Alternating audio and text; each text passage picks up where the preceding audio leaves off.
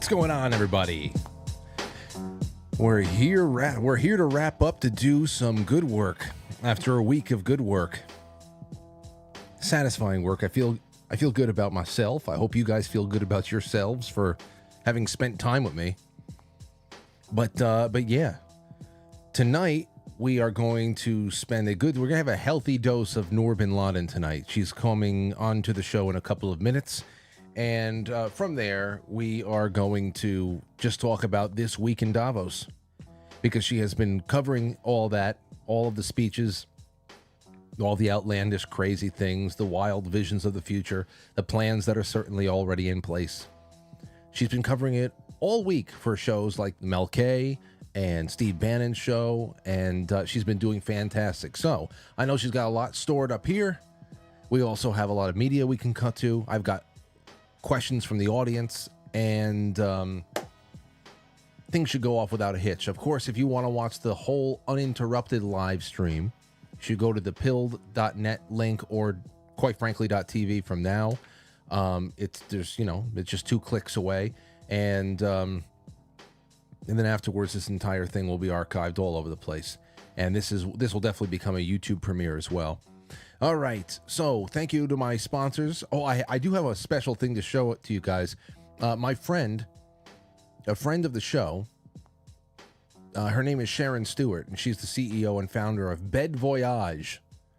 They are an affiliate on quitefrankly.tv. They do all great bedding and stuff like that. It's like Bed Bath & Beyond, only it's a nice American business with great products that are mostly like bamboo. Which that's why I said, oh, can you send me a couple of bamboo hand claw? I want to see, because I had a bamboo shirt once. And it was so damn soft. It was unreal. Well, I said, you know what? I'm going to put you up as an affiliate. Let me know whenever you have sales. And I'll just tell people, well, she has one. Sharon says you can tell everybody that they have 30% off towel promotion going on from January 19th to the 22nd. And the price is already adjusted, so no code is needed. But if they use the Frankly code, they'll get another 15% off, which is 45% discount. Okay, so that is bamboo towels, which are resistant to mildew, odor, bacteria, so you can reuse them for days and never smell any mildew scent. The promo, but clean them. Let's come on here. The bamboo will cover up your laziness, but let's be real here. Come on. And the promo includes all towels, facial wash, and robes. So that is Bed Voyage. You can go find that on the affiliates page on quitefrankly.tv. Thank you so much for that, Sharon. And if you can't find the link for some reason, give me a call or email me. Don't call me. Don't call me about this, please. And I'll share the link with you. All right, here is a couple of things I want to throw out for the very, very quick grab bag, because we have about 8 minutes until Noor is on with us. Where the hell is it? I have it up here somewhere. Oh, there it is. There it is. What I'm going to have to do is I'm going to have to put it up on the screen, capture it. It's from the Western Journal. Where are we? Window capture. Good. Great. Western Journal, Sports Illustrated lays off virtually its entire staff less than a year after fully going woke. What does fully woke mean? Well, if you don't remember, we made a couple of jokes about how they put a man as a woman, the whole they put a transgender person up on the front page of Sports Illustrated, which is really what all the boys want to see. They want to see a man in a bikini. That's what all the little boys, that's what they hope all the little boys want to see, obviously. Well, venerable sports magazine Sports Illustrated is suffering a major setback this week after its publisher announced it was laying off the publication's entire staff. Now, what does that mean? Is it just done? How do you lay off I guess they're just restaffing, taking it in a new direction. What is that? An email sent to magazine staffers, they said, we were notified by Authentic Brands Group, ABG, that the license under which the Arena Group operates the Sports Illustrated brand and SI-related properties has been officially revoked by ABG. As a result of this license revocation, we will be laying off staff that work at SI brand. So, there's a lot going on there. Front Office Sports added it appears authentic and has been working to regroup its publishing empire as the industry struggles. But Sports Illustrated has had particular problems from several months or several rounds of layoffs of key writers to a string of turnovers of leadership and embarrassing bouts with articles that were badly written by artificial intelligence, which actually goes hand in hand with a lot of the things that are going on in Davos this week, because there has been more than one instance of a preview of a world in which AI takes over all real, very prominent administrative roles and continues to replace humans who are being groomed into uselessness. That's one way of putting it. Groomed into uselessness. Okay, well, here is one last thing I want to leave you guys with before we go and kick this one off. It's the headline from NBC News. You might have seen it. If not, it's your first time. Flames seen shooting. Flames? Seen shooting out of a Boeing 747, prompting an emergency landing in Miami. Cell phone video captured the plane flying across the sky with what appears to be a trail of fire behind it. It looks like Santa's sleigh and the reindeer. Okay, hold on. Here's a little bit of the video here. Mayday. Flames shooting out of a plane in midair, forcing the aircraft to make an emergency landing. It looks magical. The Atlas air cargo flight sparked after it took off from Miami International Airport. I hate to say this, but it looks beautiful. It looks beautiful. I don't know what, I was looking at this, and obviously, first thing they said it wasn't fatal. They were actually able to get this thing down and nobody died. And there was only a few people on board because I think it was a cargo plane or something like that. But as soon as I was given the okay, everybody was fine. Said, that was a pretty sight. So Boeing 747 cargo plane, emergency landing in Miami. But don't worry, ladies and gentlemen, the FAA has promised to send the most disabled person that they can find to investigate the situation. So we'll get to the bottom of it. They're looking around. They said that we need the most disabled person in America to go and investigate. So don't worry, the FAA is on the case. We will be right back. Don't go anywhere, and please, ladies and gentlemen, stay relaxed. Get yourself a nice cup of coffee, and because it's always a cozy time when Noor is on. She'll be calling us from Switzerland. All right, we'll be right back.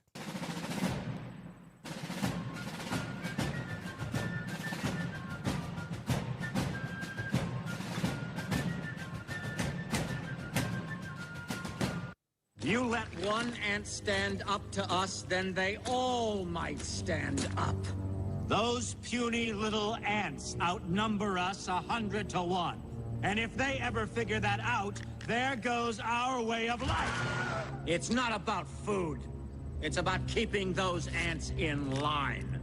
That's why we're going back. Does anybody else want to stay? Let's ride!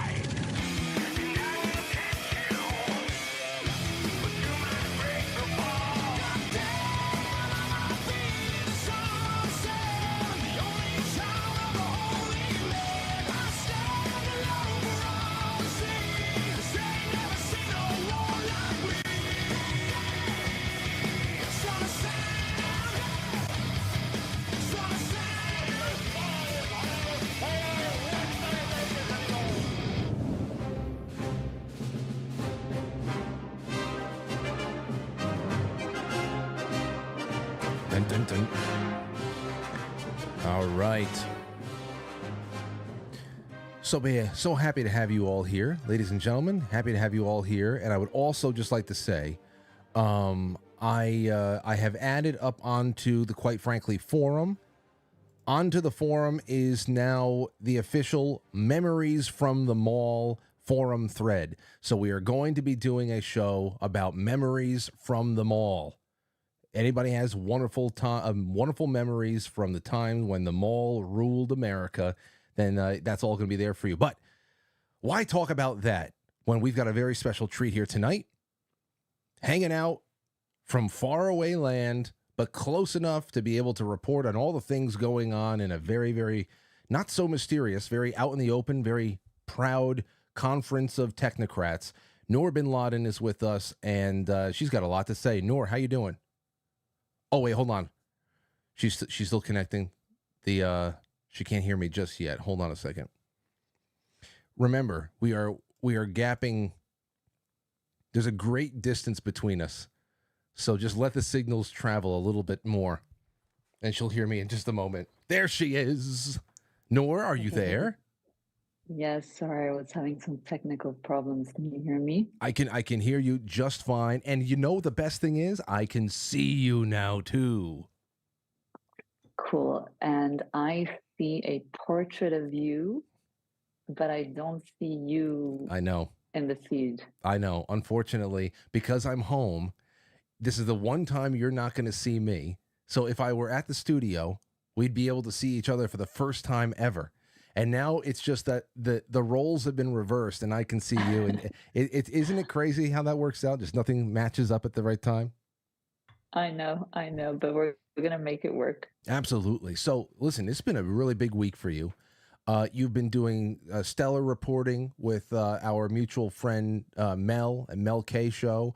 You've also become a mainstay even before Davos on Steve Bannon's War Room.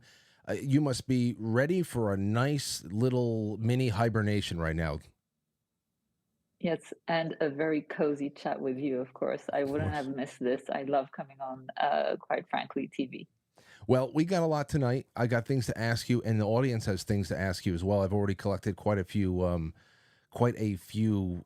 questions that can get the ball rolling in numbered directions. But let's just start with this, number one, and that is Disease X.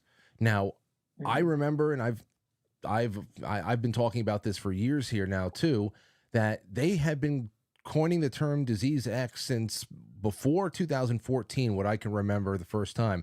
Bill Gates is usually involved with that kind of that marketing and all there, because he's been really coming down hard on vaccinating the world against one thing or another in Asia and Africa and this and that. But Disease X is now back in a big way, and they keep talking about we need to be preparing for this virus, this contagion that they don't know what it is, what it could be, where it'll come from, but somehow we need to prepare for that thing that has not a place, a name, a place of origin. What have you learned about that? What are they recommending for this anonymous disease that still nobody has a profile on? Yeah, Frank, it's funny. It's an unknown disease, but somehow they know it's going to be 20 times deadlier than COVID per the description of the panel. Yeah, I know. It's crazy. It's ridiculous. Yeah, it's absolutely crazy. No, and I actually published a Substack article during the week specifically on this panel because it was so hyped up. I mean, from the moment the program was released last week ahead of the annual meeting kickoff, Disease X was trending nonstop, and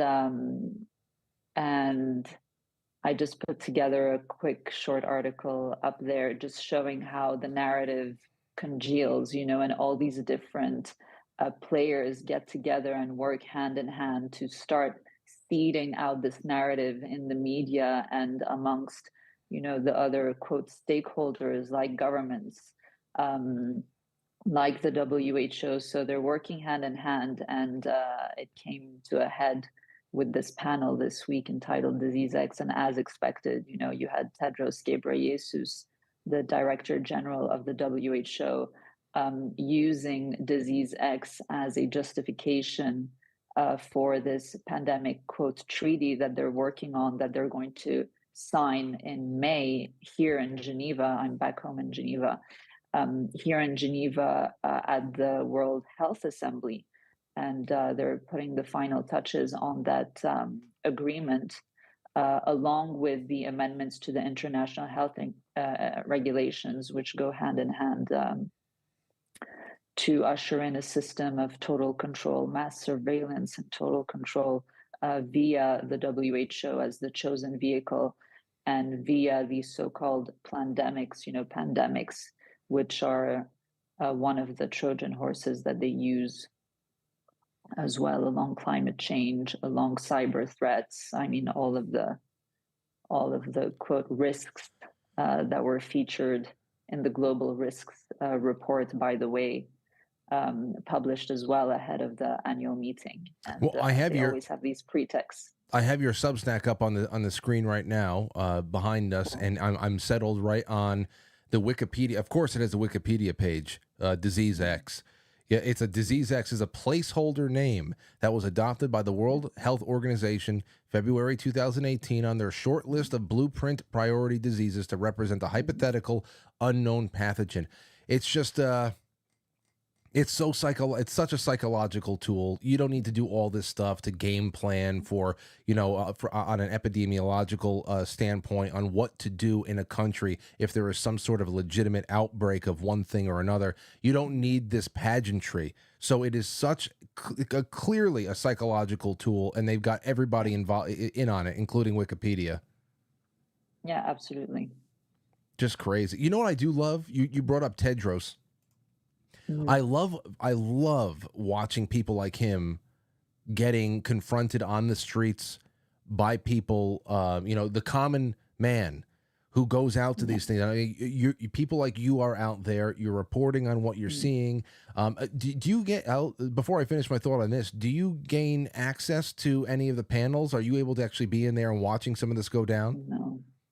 The Congress Hall where they hold all these panels are very securely closed off to the public, and you really cannot go unless you have a special pass. And us plebs and us conspiracy theorists do not have access. We're persona non grata for sure.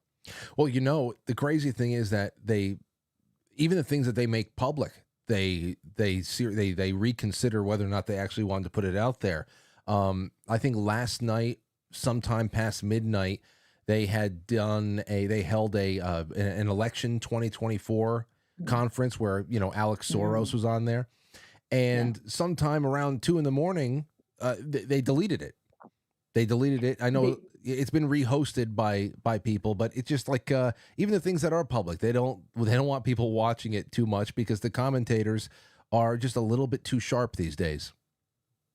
Yeah, some funny things were happening with their YouTube channel where some of the panels that were played live in the YouTube live player stayed on the channel, but some of them then disappeared.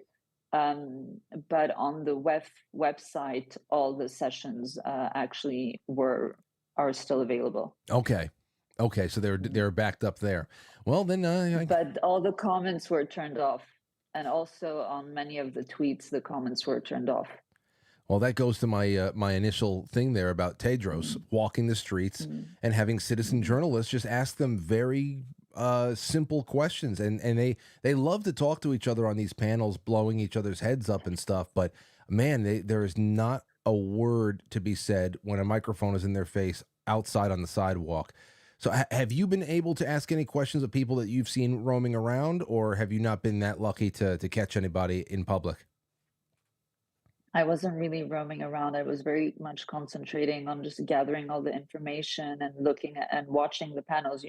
To be able to corner these people, you need to be hanging out in the street and following them. And luckily we have really talented journalists doing this. You have the Rebel News team. They're very, very good at this specifically.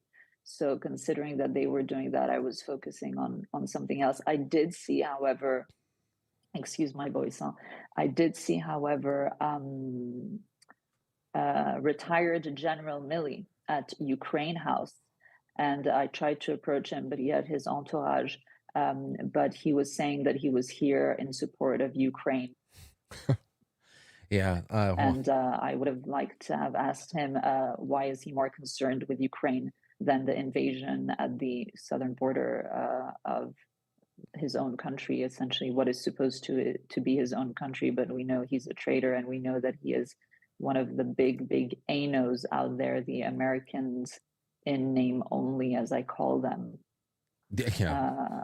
That's good. I mean, Yeah. It's something I came up with like a couple of years ago, and I think it's so fitting because there's an illusion of two parties. There isn't two party. There aren't two parties. There's a uniparty, and they're all working together.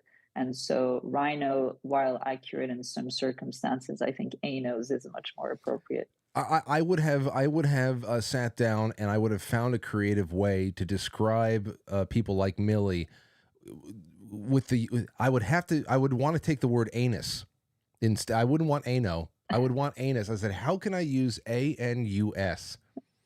How can I use this? I've had to turn that into an acronym, and I still might now that you've brought this up. But you know, to that point, because you're talking about the southern border, then I want to get to cyber warfare, what you've learned about cyber warfare, cyber pandemics, and of course the recommendations against that, which it's always the same thing. It's just surveillance and tracking people and limiting their life choices. But there was this one guy on the panel that Alex Soros was on that I might queue up later in the show. He was some British guy who came in to talk about his polling and to explain how, and this is really something else, how there were in places like Europe, it had become very complicated politically because of the several crises that people have been experiencing over the last few years alone, from COVID lockdowns to migrant invasions. And he was saying how it was becoming harder for these technocrat types to get people to concentrate on long-term progressive political goals, because new political identities are being formed in response to these manufactured crises. You know, it's not just a migrant crisis just happened. I mean, this is all being done to Europe. It's being done to North America. So I think it's just I think that in itself is incredible, just how that's the way he's assessing it, because what a normal person who isn't a psychopath would call this is, they would call this blowback, but they don't take any responsibility for it. And then to add one more. Yeah, no, go ahead. No, yeah, it's almost as though they're surprised in the way that they're speaking about the reaction of the people. But please go ahead. What were you going to say? No, it was just more of that. He added one more layer to it, but I'll put that out. I'll get around to that later on. But that's the one thing. Can we talk about that panel though? Because so the panel was entitled 4.2 billion people at the ballot box, because there are going to be so many elections this year in 2024. And aside from misinformation and disinformation, which was really the underlying subject of the whole week, you had obviously the 2024 presidential election in America, which was center stage, and they talked about that obviously on this panel. And Alex Soros, the new chairman of the Open Society, I shared a clip of him, and it's actually gone viral. And I mean, the guy is properly high on something. I mean, I don't know why, but it appears to be, at least, because he cannot put a coherent sentence together. And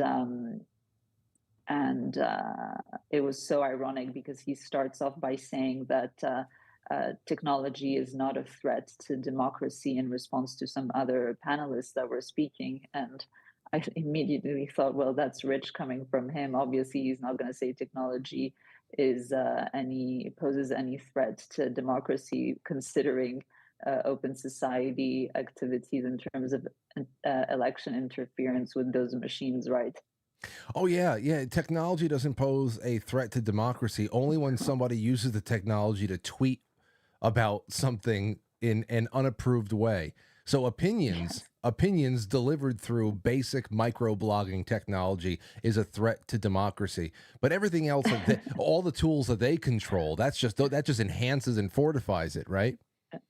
Yeah, no, absolutely. But Frank, it's just, the whole thing is, there's so much irony behind everything they say. And I mean, to be fair, it's just flat out evil. And the inverted language, as we've discussed with Mel a few times this week, is properly evil.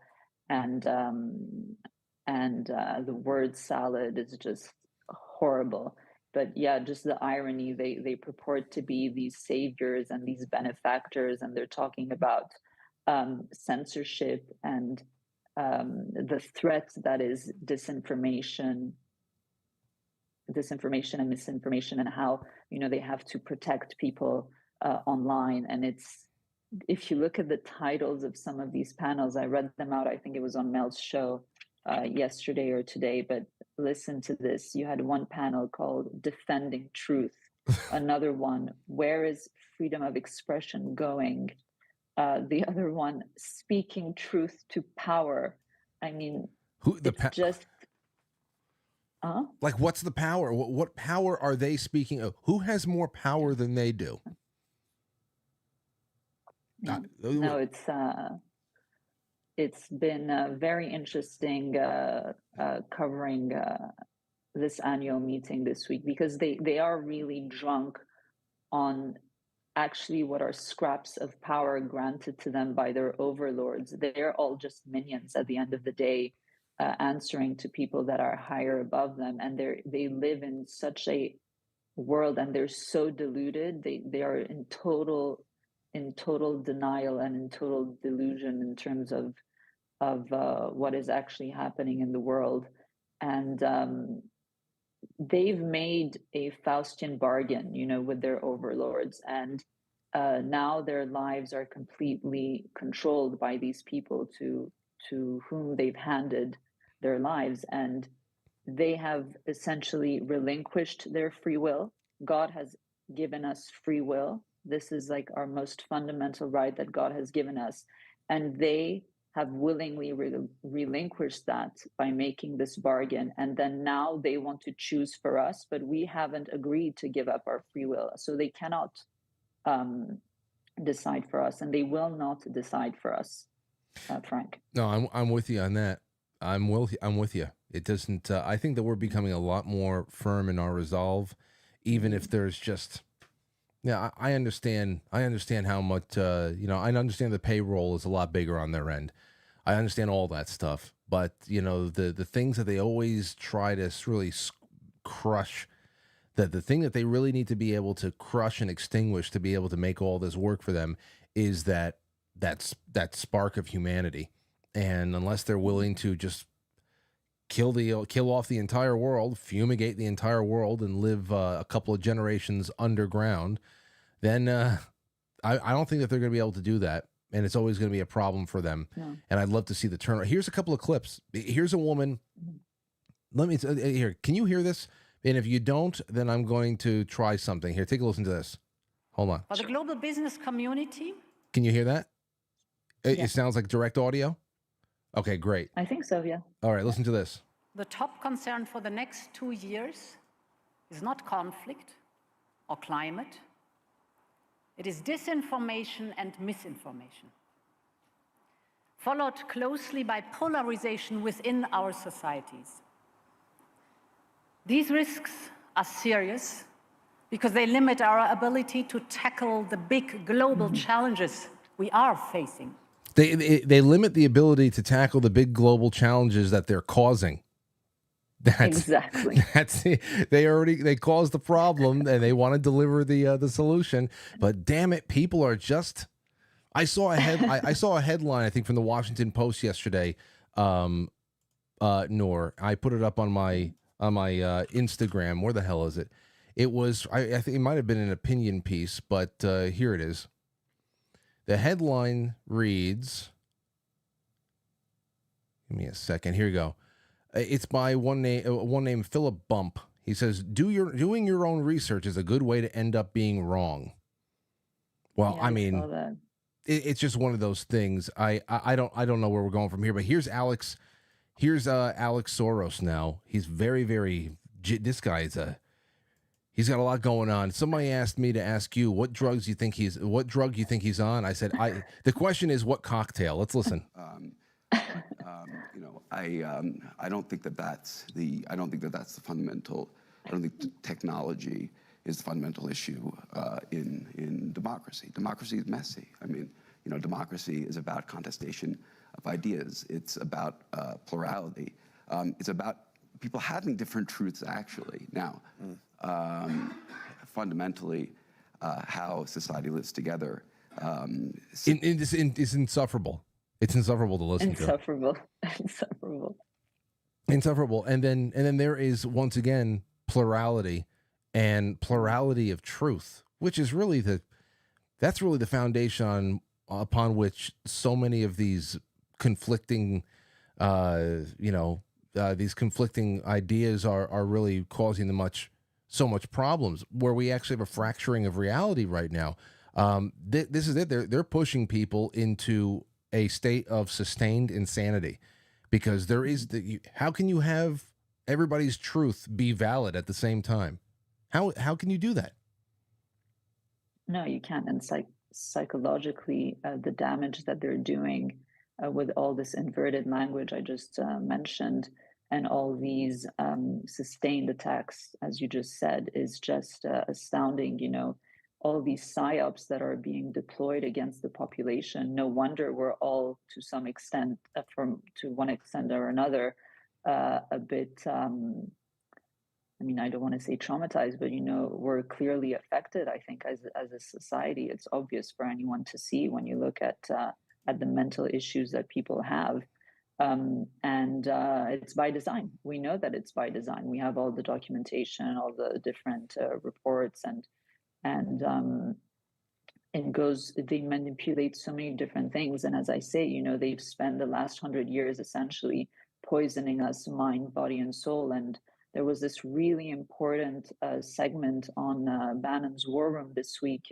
This Dr. Nels from Germany, he was speaking right before one of my segments. And I really encourage everybody to go watch that 10-minute segment, because he explains how these COVID shots essentially change the neurological connections in the brain in a way that makes you more prone to believe different narratives, and therefore become more docile as a population.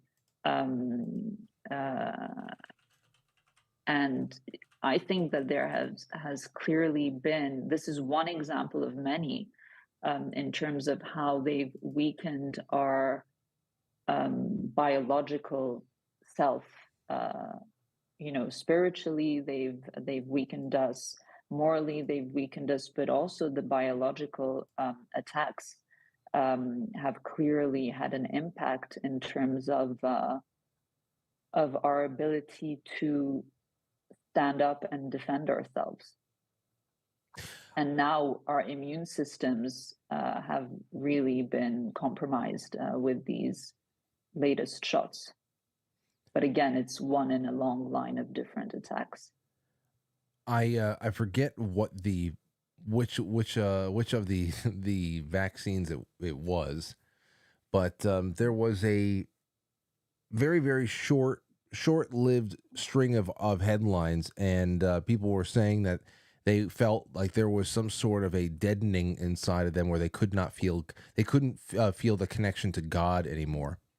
And you know, some said, "Oh, this is nonsense. This is not true," or whatever the hell. Some people thought it was real, but it made me go right back to some of the published works from people like Rudolf Steiner, who were very, you know, they're theosophist types, whatever. But they would write at great length about the actual application of modern medicine, pharma, all of that, to be able to sever some very innate and necessary connections that we have to the unseen, the metaphysical realm, and to really take away a lot of that from us. And I think that it goes hand in hand with the great transhumanist agenda that so many of these groups and so many of these summits espouse. I mean, so much of this now is talking about AI. It's talking about the communion between biological human life, and of course the cybernetics of all these people's their visions for a merged future of singularity, and all that stuff. Can you talk a little bit about these? Okay, go ahead, because I was going to talk about cyber war and all that. No, on exactly what you just described, and on that topic, can you pull up the website that I created with my friend Nick Shiruti, WeendFreedomcom. And if you click on the logo or the little arrow at the bottom, how do you spell it'll it? bring you to the homepage, WeendFreedom.com. WeendFreedom.com. Okay. Okay, I'm there. And just click on it, and then you'll have the homepage, and you have the title, and then you have, I featured Amazing Polly's video, They Hate Us. I don't know if it's on the screen right now. Yeah, it is. And there's Polly. You want me to play that? Okay. No, so no, it's a long video. Not long. It's 45 minutes or so, or between 45 minutes and an hour. But I wanted to put it right there at the top of the website, because in those 45 minutes or so, Amazing Polly describes exactly what this is about, but really at the foundation, at the root of it, in terms of also the spiritual attack and how they want to connect us and transform us into nodes of this system. So this is really required viewing to understand what is at the root and what is really the ethos of the WEF, of the World Economic Agenda. And so that website, we created it as a sort of repository of different links, videos, articles, to educate yourself and inform yourself on the WEF, on what we call, their global takeover. Obviously, the WEF is but one vehicle that is being used by the globalists. So this is something for you, for the audience, and your audience is very aware of all the information that is on the website, but hopefully it can still help with further research and help to awaken those that are around us. Yeah, and there's that was the goal. There's a lot of overlap in this audience with Polly's audience, and so it definitely. I mean, I love Polly, so I can't wait to. Me too. I think I've seen this one though, but I will watch it again. It's really good. Yeah, it's always very succinct. But staying on that topic, then there's a lot on AI. There's a lot on the communion between man and machine. But there's also a lot, we're talking about Disease X. Well, in the middle of the COVID lockdowns in 2020 is when we started getting little hints and little drops on things like cyber pandemic. And now we're in this phase where we've already had the cyber polygon simulations that have happened. And now it's just like a cyber attack here, a breach over here, cryptocurrency ransomware over here. So we're starting to get more and more massaged with this thing. What have you picked up on as far as cyber warfare, cyber pandemic, end of things? What are the biggest takeaways that you noticed? There's a lot to say about this. Give me just 1 second, because I want to pull up something that just came out half an hour ago on Disclosed TV. Just in, Microsoft says Russian state-sponsored hackers access some of its senior leadership email accounts. And this is one in many examples over the past few months of these so-called news pieces about hackings and cyber criminality. And this was actually a big topic during the week. There was this one particular panel entitled, "How Can Cyber Defenders Win?" And you had the Secretary General of Interpol, who was essentially fear-mongering and describing how it's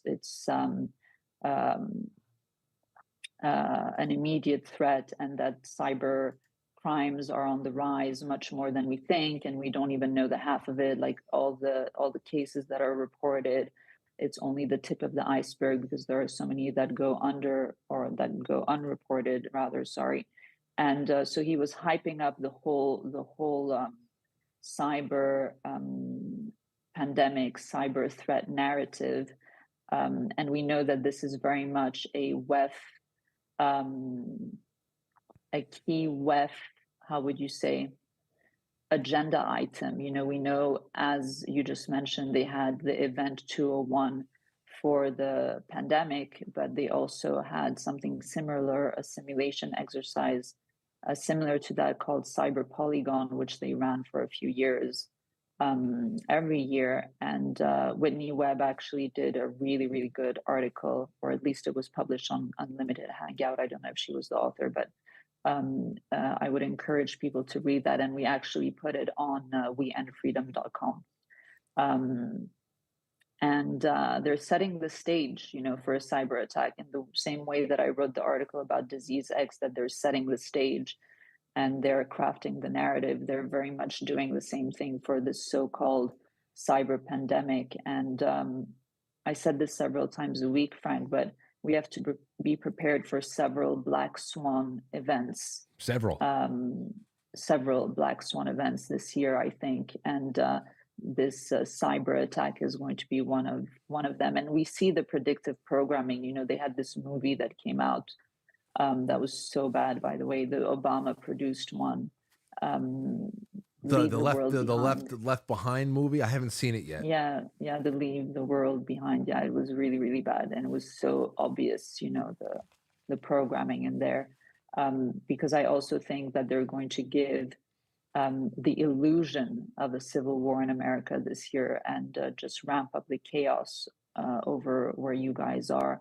And in that movie, so it was a mix between, setting the stage for a civil war, but also for this massive cyber, quote, pandemic. They actually call it a cyber pandemic over there at the WEF. And there was this other panel in support of the first one I just mentioned, entitled Cracking the Code. And it was discussing the Global Cybersecurity Outlook 2023 report that the WEF put out last year. And apparently all these leaders are in agreement that their organizations are going to see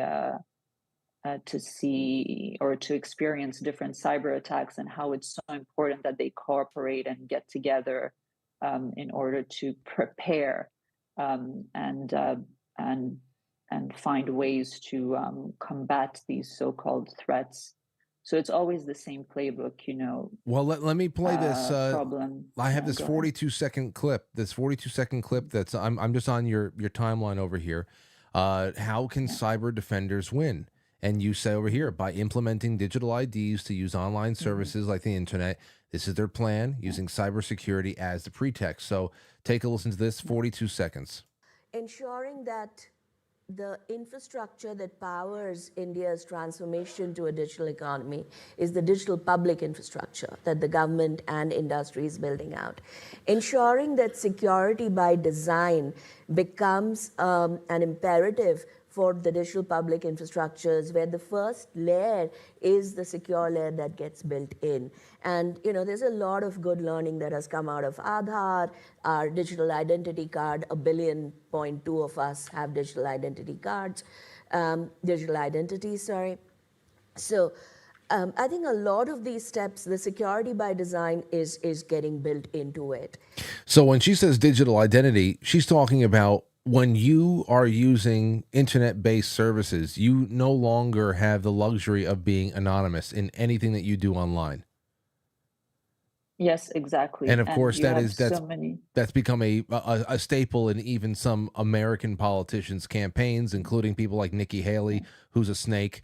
So we can see this, how they're all just trading notes and working together in one way or another.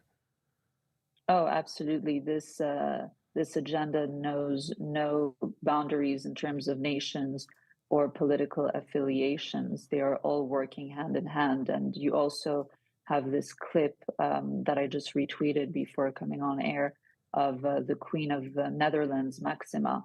And she's also pushing for digital IDs. And she's also on record for pushing for CBDCs. And the digital ID component is so important and so critical for their plans of one world government. And so they're using many different ways in which to usher that in.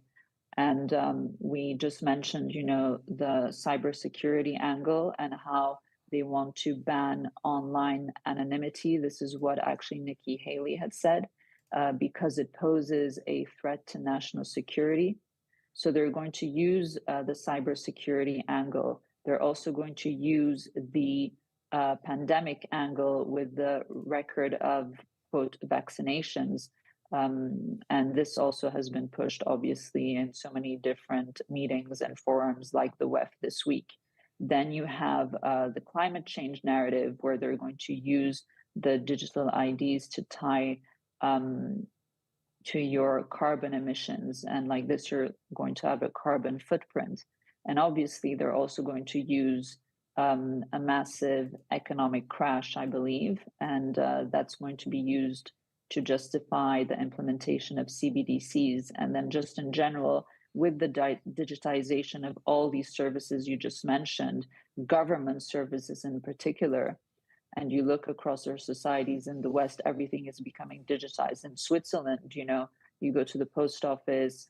I don't do e-banking. I really don't like all of this stuff, and I don't want to partake in the system. I mean, I still have a smartphone. I know I should listen to Polly and not have a smartphone, but it's really hard. Like I'm doing this interview with a smartphone right now, but I really do try my best to use all of these things as little as possible. And so I go to the phone shop to pay my bill, for example. And since 8 months, they add 3 Swiss francs, like to my bill if I paid in store. And so if I go and I pay like 2 phone bills, I have to pay 6 Swiss francs just for the mere fact that I went to pay my bills at the store, which is something that I've always done and that you should be able to do. So that used to be the reverse. That used to be the reverse too. You know, it used to be that you would call in to pay your bill over the phone, and you would get a charge for doing that. Now you're getting discounted for not coming in and to be more reliant on the digital systems. Yeah. Wow. Yeah, and you know, that's a small example, but you just apply it across the board, and you know, it's the QR code at the restaurant instead of the paper menu. It's things like this, and people don't understand that we're being, you know, led to the slaughterhouse. You know, that we're sleepwalking into this system, as Polly says and explains so well in her videos, and we really need to be aware. But I'm very happy when I go to certain stores, and they're very happy when you pay cash, and you can see that people who have small businesses or smaller businesses, they understand what is at stake and what is happening. Speaking about business now, smaller businesses, one of the outliers, if you want to call it that, because I know the jury is still out on this one in particular, this one person in particular. For a lot of people, the jury is still out. But Javier Milei from Argentina, now he praised business owners. He said, "You guys are the ones that are, you know, you guys are the heroes in society. Don't be afraid of making a buck." And you know, so he came out and he has this very, very libertarian kind of spit in the face of everything, all the collectivism that the WEF stands for. And it's collectivism in the worst way. It's talking about actually pooling together humanity into one big amorphous blob of shit. And so what we have here, I wanted to ask you about this, and I'm just going to ask it through a message that was sent to me by our friend Wendy Mahoney. And she said, "Frank, can you please ask Noor a question tonight? I was struck by Klaus Schwab being open to having Javier Milei speak, even saying some positive things in his intro about him. I would like to know her take on that. Why would he allow that voice? Are we, like so many other things, being pushed to think about Schwab in a non-dimensional way, or is it just that Schwab maybe knows he can ultimately influence opinion on someone like Milei? I can't figure it out, but I would like to know her thoughts on it." That message mirrors a lot of people asking that question who look at Milei's background, affiliation with the WEF. How do you view his presence there, and you know, everything that came along with it? I am a little bit skeptical. I listened to part of his speech, and I wasn't really sure to make of it. I saw David Icke's tweet about it, and I agreed with certain of his points. And so I'm just waiting to see. But I appreciate certain things that he has said. I appreciate certain things he's done in Argentina, you know, closing all these useless departments, etc. But I'm still waiting to see. You know, we saw what happened with Giorgia Meloni in Italy. And you know, the theme of the conference was rebuilding trust, which is so laughable. At the World Economic Forum this year, and these people want us to trust them, and we have to use a lot of discernment, and we are not just going to give our trust to anyone simply because they say certain things that ring true. Mm-hmm. So I'm still waiting. And then in terms of Klaus Schwab introducing him, I don't remember him saying anything particularly positive about Milei. It sounded like diplomatic speak to me. And just coming back on the subject of who to trust and who not to trust, and just because they say certain things that we want to hear. The prime example of this is Elon Musk. And actually my first Substack post back in September was precisely about this and about X, and how I view him and his role. And I was never on the Elon Musk bandwagon, and I'm still not, because of all his ties to the deep state and his businesses. And there are so many different reasons, and I go into it in the article, but I'll just use one example. I think if you're pushing electric vehicles, which are a scam, then somehow you're not on the good side. You know what I mean? Oh, absolutely. Absolutely. I don't understand the electric. Like I said, I can see them. I'd accept them as a novelty, something that you can use for local driving. I think that maybe that would be nice for maybe. If they didn't spontaneously explode, you know, that's the other thing there too. It's not so much that it restricts how far you go. And of course, when you talk about things like you're saying smart cities, 15-minute cities where they want everything so compact, and they're gonna hook it up to the grid, and then if you've you know gone through your carbon credit allowance, they'll just stop the car. You know, your car won't be able to leave, or they're going to have all these different ways to control our movements. Yeah, exactly. So anything like that. Frank, can I just say something on the topic of how ironic this whole thing is that happened this week? And on the subject of electric vehicles, they had one panel entitled EVs Marathon or Sprint. And in the description of the panel, it said that it was going to take 3 billion tons of lithium, and it would take 700 years to extract it in order to transform the automotive industry and to bring it completely from combustion engines to electric vehicles, to like just turn over the entire fleet and have it be completely electric. 3 billion tons of lithium and 700 years. And they say this with a straight face. And then they ask, oh, is this going to be a marathon or a sprint? It's, yeah.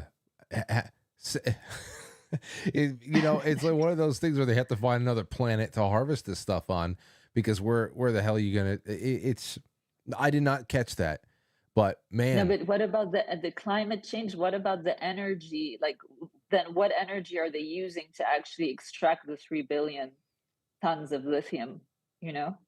Well, you see, that is ridiculous in itself, because they would have to get 3 million billion tons, whatever it is that they're looking to do. That would be something. It's obviously astronomically high, and it sounds just silly. It's just such a large number. But that's what they would have to do if they were really focused on making everybody able to access this technology and to upgrade everybody. That is to be able to service a planet with 8 billion people on it. We know they don't want that many people on the planet. So it's not going to be 8 billion if they have their way. So, I mean, I just, especially with the way that they talk about with all these upcoming rounds of, shots for one thing or for diseases that don't even exist yet or supposedly don't exist yet. It's a lot. It's so much to think about on climate. Actually, that I haven't really noticed too much on climate because the AI stuff, the election stuff, that has been so prevalent. But what did you notice on people talking about climate initiatives? Yeah, you're right. It really wasn't, at least what I paid attention to. That being said, there were a lot of panels on climate. John Kerry, in his capacity as climate czar, was on actually 6 panels this week, and I think Al Gore was on 2. So it's very much still very high up in the agenda, and actually number 1 on the global risks table was disinformation and misinformation, and number 2 was extreme weather events, and that was for the horizon, the 2-year horizon, and for the 10-year horizon, extreme weather events was number 1. So the climate narrative is not going away. It's there, and it serves as the backdrop. They had the COP28 meeting a couple of months ago, and actually you had one panel dedicated to COP28 and the road ahead. So they're going to try and milk this hoax as much as possible to bring in the agenda, and they're not going to just abandon it. So let me talk about one last thing with you, or at least one last thing before the break. We'll see. I don't know how you're feeling. Can you do a small little segment after the break? Yeah, sure. So then what I'm gonna do is I'm gonna ask you about the election. One more thing about the election, because so many people out there bring up, obviously, the American election. At 4.2 billion people are going to be voting for their local elected officials around the world. Obviously, the big attraction is what's going on in the United States in November. And people like Alex Soros, they're a little bit more like angry at people's projections that Donald Trump is going to win. But I am really interested in those people out there who actually show a little bit of seriousness. I think we just said Piers Morgan again, and there's a lot of seriousness in people who don't like Trump that are almost like accepting at this point that he's going to win again. Maybe because they actually believe that the election systems that we have are overall secure and legitimate and all. I don't know what the hell they're thinking, but do you believe that they believe that that's what's going to happen, or do you think that it's some kind of a rousing act for people that they want to trigger into staying politically active at this point? Because I just don't. It's very odd when people that we despise are agreeing with us that our candidate, or a candidate that we would all rally around, is primed to win again, despite everything going in his not in his favor. What do you think about that? Yeah, I think it's a total comms psyop, and I think it sounds like some form of damage control, and they're trying to pretend that they want to unite. You remember that article about amnesty with between the people that got COVID wrong and then the COVID quote conspiracy theorists? I think it was in the article. You remember that huge thing? Yep.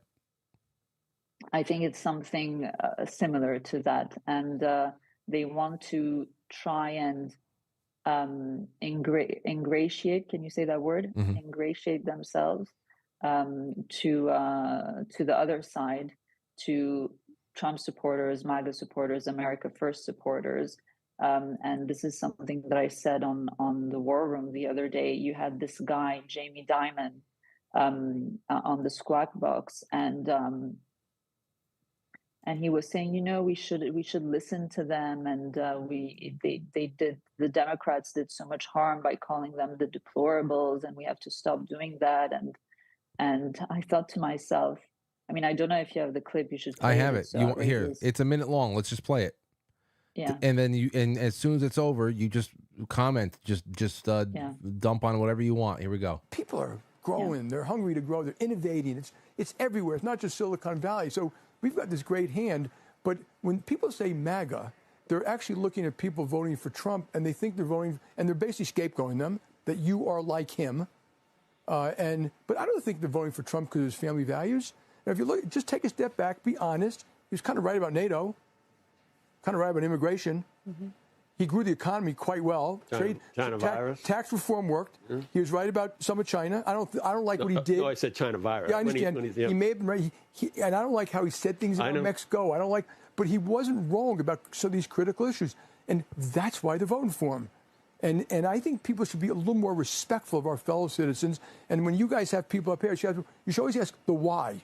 Not like it's a binary thing. You're supporting Trump, you're not supporting Trump. Why are you supporting It's hard to hate 75 million of your fellow Americans. I agree. It's done crazy. And, the Democrats have done a pretty good job with the deplorables, hugging onto their Bibles and their beer and their guns. I mean, really, could we just stop that stuff and actually grow up and treat other people with respect and listen to them a little bit? And I do think the economy will affect. And I think this negative talk about MAGA is going to hurt Biden's election campaign. Yeah, okay, so there it is, a minute and 17. But then again, like you said, despite it all, it's Jamie Dimon, J.P. Morgan, it's Chase. Morgan. So it's like, all right, why? I don't know anybody that hears that and would say, oh wow, he's coming around. Listen, after 8 years of what they've subjected patriots to. Did he talk about January 6th? Did he talk about the political prisoners that are still sitting in jail without any due process, without having had a fair trial or anything, without having proper discovery, etc.? All the egregious human rights abuses that these people are subjected to. It's just so hypocritical. And this is what I said, also on the war room when we talked about it a couple of times.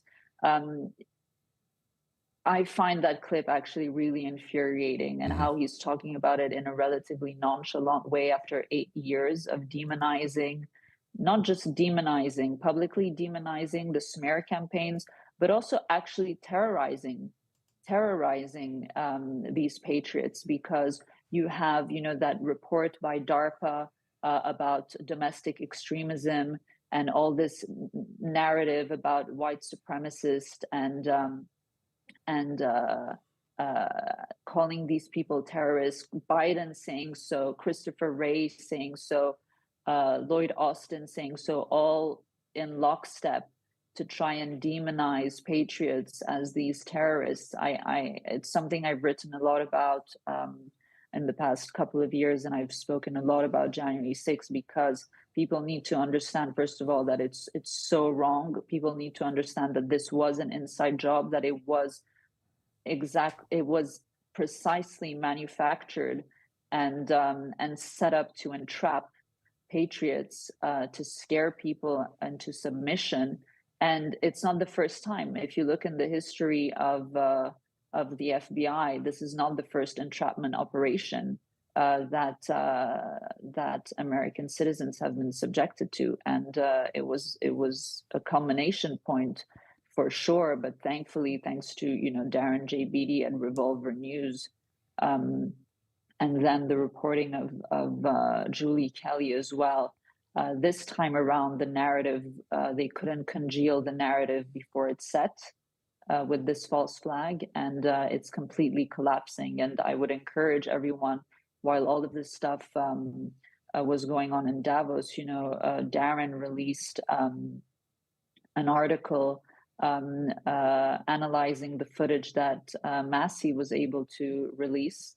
With the pipe bomb? Yeah. And the pipe bomb story. So everybody needs to go and look at that, because January 6th is really critical in terms of exposing, and I don't know if you have this expression in English, but you have it in French, lifting up the skirt so that you can see what's underneath. Mm-hmm. Like it really, they're naked, with what Darren was able to achieve and his team, they're naked now, and we see exactly what they did with January 6th, and how they basically just turned the entire national security apparatus against American citizens. And you had, even Bank of America sharing banking information of American citizens who were in DC on the 5th and 6th of January 2021, sharing that with the authorities and intel agencies. And I don't know if you saw a couple of days ago, it was reported that transactions were flagged which had MAGA or Trump in the description. This is so egregious, the fact that this is happening in the United States of America. I mean, every single American should be appalled that this is happening. Yes, there is fellow citizens. That's why, like when you say there is a level of obfuscation and suppression of the full story of something, when someone like Jamie Dimon goes up there and talks kind of, like lukewarm about things and trying to be the reasonable, moderate person, but still leaving out all of the violent suppression that has been going on, the suppression of speech, suppression of just people's First Amendment to protest, and then of course to the due process. There has been so much violated, and to not pay that any mind and just say, "Oh, come on, don't call them deplorable." The tax reform was good for the economy, and this is why. For all those reasons, you still think that Donald Trump lost 2020? I mean, that's why they were protesting out there on January 6th. Of course, there was entrapment going on. There was agent provocateurs out there trying to rile up a very, very small number of people out of the nearly million that was in D.C. that day. But anyway, Noor, don't go anywhere, because we're going to have a really brief 2-minute intermission. When we come back, I want to ask you a final question about one world religion and the very spiritual aspects that are being put on display at Davos, and then we say goodnight to you. And I hope that you slip into a deep, dreamless sleep for about 36 hours. And so don't go anywhere. Noor will be with us on the other side of the intermission. Ladies and gents, join us on pilled.net. The link has been shared all around, and you can also, if that doesn't work for you, for some reason you can't find it quick enough, you can go to quitefrankly.tv, which is also powered by Pilled and Foxhole, and it's just 2 clicks, no paywall, nothing like that. And by the end of the night, all this will be up on Rumble and Rockfin and BitChute and the podcast. We will have all this clipped out, and I will re-premiere this with Noor next weekend on one of the late night premieres on YouTube or something like that. But there's nothing like live, and we still have some more time with Noor Bin Ladin. So please join us on the other side, and we will be right back. The rest of the show is available exclusively at pilled.net. Follow the link in the description of the episode, get signed up, it's that easy. Or head on over to quitefrankly.tv, just press play. No paywalls, no censorship, no strings attached. So head on over, quitefrankly.tv, powered by Foxhole, and pilled.net.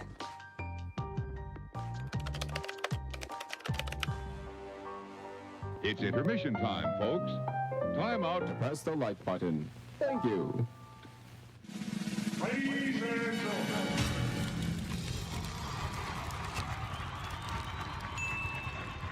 Welcome to intermission. We'll be right back.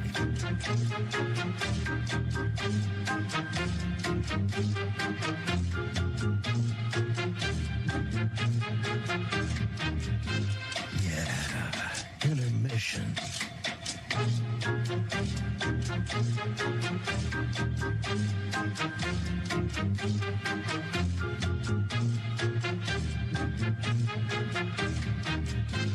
Yeah, intermission.